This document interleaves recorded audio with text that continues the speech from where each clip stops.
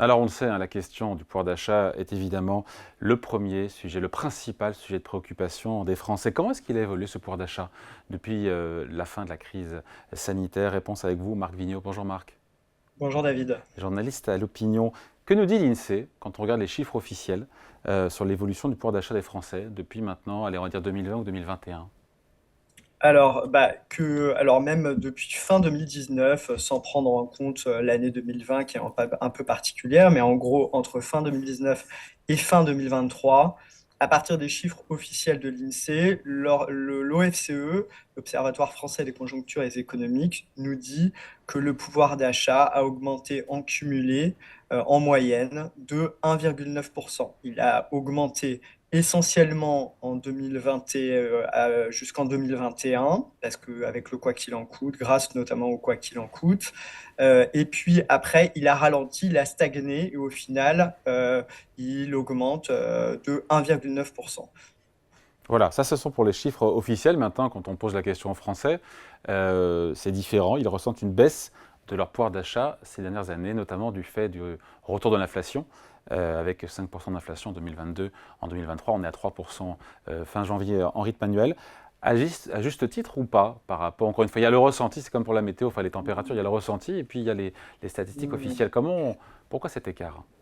Eh ben justement, alors dans un article que vous pourrez lire demain dans le journal L'Opinion, j'interroge un économiste qui s'appelle François Gérolf, qui est économiste à l'OFCE, et qui lui dit les chiffres de l'INSEE en ce moment ne sont pas vraiment adaptés pour coller au ressenti des gens sur le pouvoir d'achat.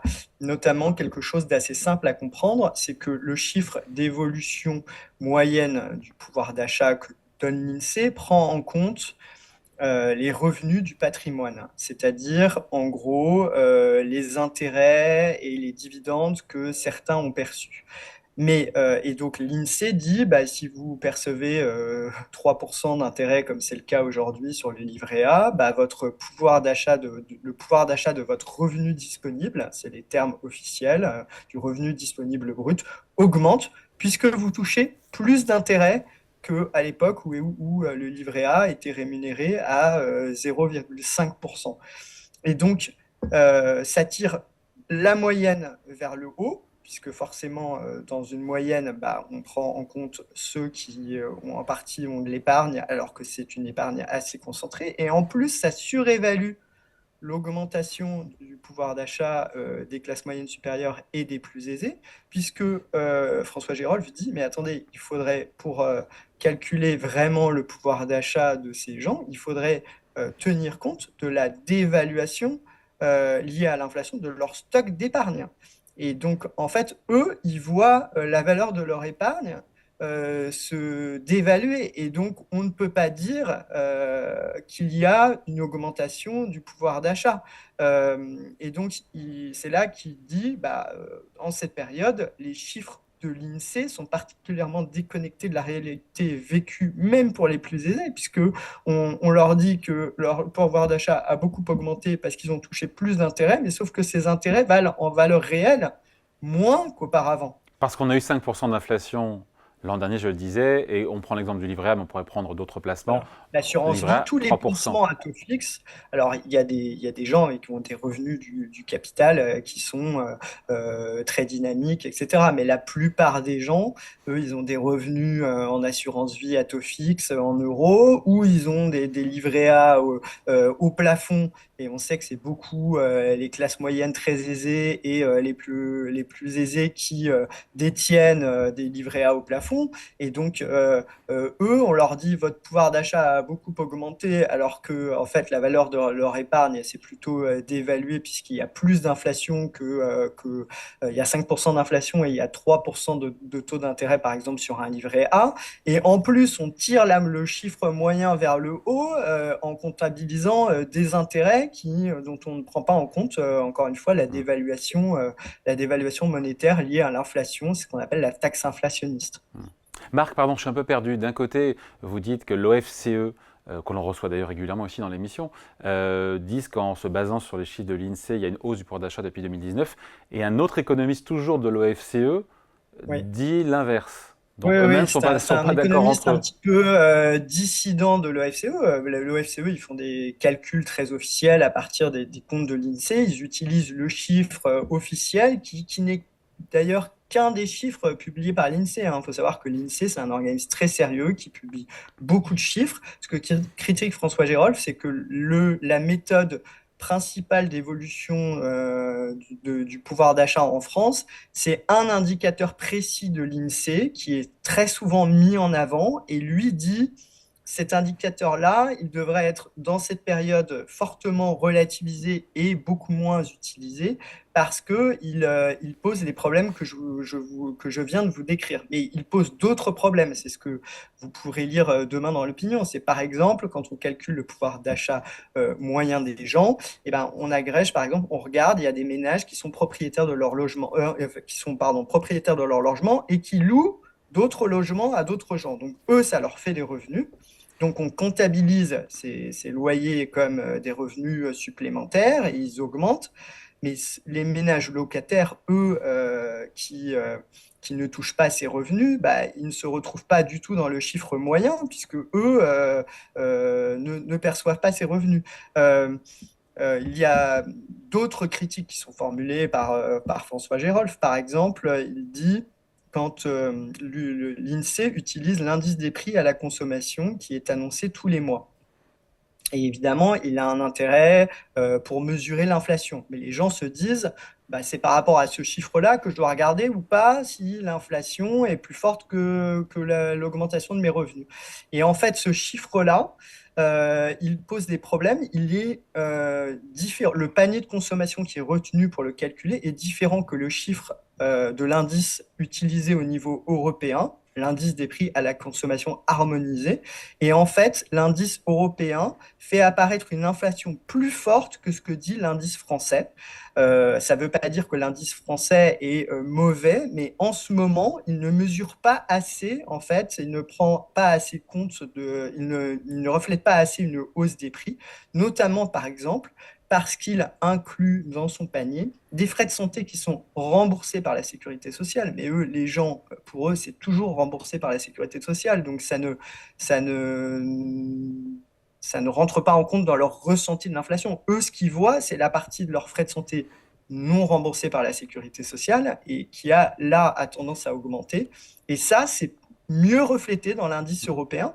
Et au final, la divergence entre les deux indices finit par ne plus être négligeable. C'est ce qu'explique François Gérolf. Et donc, il dit euh, la différence entre ces deux indices devient tellement importante que, en fait, il faudrait quand même, ça change un peu le regard qu'on peut porter sur l'évolution du pouvoir d'achat.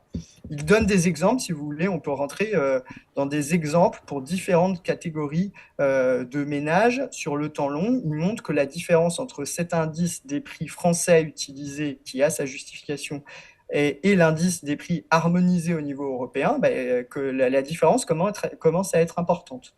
Et donc le plus approprié, ça serait l'indice des prix européens. Je crois qu'il est de plus d'un point supérieur à l'indice d'inflation calculé en France par l'INSEE, hein. Oui, oui, enfin, alors ça dépend sur quelle période, mais oui, oui, c'est actuellement, chaque mois, l'indice européen est à peu près d'un point supérieur à l'indice des prix tel que calculé par l'INSEE. Pour vous donner donc un exemple, entre 1999 et début 2024, l'INSEE donne une hausse de pouvoir d'achat supérieure de 5 points à ce que donne l'indice européen. Voilà, donc enfin, Donc tout il ça y a un donne, écart pardon, de mais 5 points. ouais, le résultat, c'est que tout ça donne raison peut-être au ressenti des Français par rapport, encore une fois, à cette résistance du pouvoir d'achat telle qu'elle est calculée par l'INSEE. En fait, ce n'est pas tant un combat entre le ressenti et l'INSEE, parce que l'INSEE est un organisme extrêmement sérieux qui calcule beaucoup de choses et qui a beaucoup d'objectifs. En fait, par exemple, quand on annonce le chiffre d'inflation, l'INSEE dit bien ce n'est pas l'indice du coût de la vie. Le problème, c'est que les gens le prennent comme ça et que par ailleurs, ils calculent un indicateur principal qui est le revenu, qui est le pouvoir d'achat du revenu disponible brut des ménages, donc qui prend en compte les revenus du patrimoine. Et en période de forte inflation, bah, c'est vrai que cette façon de mesurer a peut-être un peu moins de pertinence. Et l'INSEE dit, qu'il y a beaucoup d'autres indicateurs à regarder, que vous pouvez même sur son site euh, calculer votre propre panier de consommation en disant bah moi attendez j'ai un logement plus mal isolé donc je dépense plus d'énergie que le panier moyen que vous faites que vous utilisez pour annoncer la moyenne donc moi je voudrais mettre plus d'énergie bah, j'ai des dépenses alimentaires qui sont plus importantes que ce que vous attribuez aux Français parce que moi ma famille privilégie l'alimentation et comme les prix de l'alimentation vous savez ont beaucoup augmenté bah vous pouvez calculer presque votre propre indice d'inflation en fonction de votre réalité. Et l'INSEE publie des chiffres sur l'inflation subie, par exemple, par les ménages ruraux qui sont plus souvent obligés de prendre leur voiture pour aller travailler que les ménages urbains. Elle publie plein d'analyses extrêmement intéressantes et détaillées et fouillées. Le problème, c'est que souvent, ce qui reste, bah, c'est le chiffre moyen Eh oui. d'augmentation qui est très sérieux, mais qui effectivement a tendance à s'éloigner de la réalité vécue par les Mm. gens. Et quand les gens entendent que, en moyenne, leur pouvoir d'achat a augmenté de tant de pourcents ou qu'il n'a pas baissé pendant la période de forte crise inflationniste, ils sont très étonnés. C'est à la Mm. fois parce que c'est une moyenne, donc forcément c'est inhérent à une moyenne de moyenniser l'augmentation, mais en même temps c'est aussi parce que bah, François Gérolf pointe Ouais. des biais dont je vous ai parlé, notamment sur la comptabilisation des revenus générés par le capital. Et Marc, donc, oui.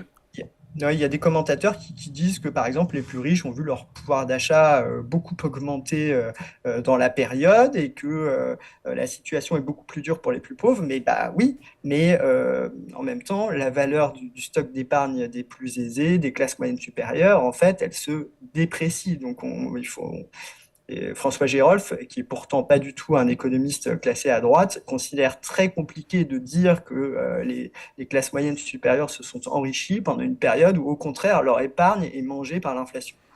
Avant de se quitter en 30 secondes, Marc, là on parle du rétroviseur. Si on regarde devant, 2024, aujourd'hui on a 1%, 3%, 3,1% d'inflation en glissement annuel au mois de janvier, chiffre INSEE. Est-ce que le pouvoir d'achat devrait mieux se tenir cette année puisqu'on est en phase de désinflation? Alors, oui, oui, parce que justement, les salaires commencent à augmenter un peu plus vite que l'inflation. Donc, il y a un petit rattrapage de ce qui s'était passé pendant la période précédente où l'inflation progressait plus vite que les salaires. Mais d'un autre côté, dans les chiffres agrégés, on va moins calculer d'augmentation du pouvoir d'achat parce que les créations d'emplois ralentissent. Vous savez que quand il y a beaucoup de créations d'emplois, l'INSEE calcule au niveau agrégé un pouvoir d'achat qui se maintient mieux parce qu'il y a des gens qui retrouvent un emploi. Donc forcément, ils gagnent plus. Sauf que la personne qui, elle, a toujours le même emploi, dont le salaire n'évolue pas beaucoup, elle se dit pas, génial, le voisin a retrouvé un emploi, ça augmente les chiffres du pouvoir d'achat, vous voyez. Donc cette année, en fait, il y a notamment l'OFCE prévoit un ralentissement des créations d'emplois. Donc ça va tirer le chiffre moyen d'évolution du pouvoir d'achat à la baisse. Mais en revanche, les salaires, normalement, devraient progresser un peu plus vite que l'inflation. Et ça, c'est nouveau par rapport aux dernières Mm. années où, c'est ce que dit François Gérolf, pour les dernières années, il fallait se concentrer sur la perte de pouvoir d'achat des salaires par rapport au prix. C'est-à-dire que les salaires n'ont pas augmenté aussi vite que l'inflation. Et Voilà. là, ça devrait se retourner. Toute la question, c'est de savoir, Si est-ce ça qu'on va va durer. rattraper Et oui, on va rattraper le, 2021-2022. voilà, est-ce qu'on va rattraper le chemin perdu? Est-ce que Ouais. les entreprises vont au contraire en profiter avec le ralentissement de l'inflation pour dire, ah bah, j'augmente un peu mes salaires, mais vraiment juste au-dessus de l'inflation prévue cette année, ou un peu plus? Et est-ce que pendant plusieurs années, on va rattraper un petit peu, ou est-ce que les entreprises vont tout de suite fermer le robinet et revenir exactement au même niveau que l'inflation pour l'augmentation de leur salaire? Allez, merci beaucoup. Explication, c'est très clair. Signé Marc Vigneault, journaliste à l'Opinion. Merci Marc, bonne journée. Merci David, bonne journée.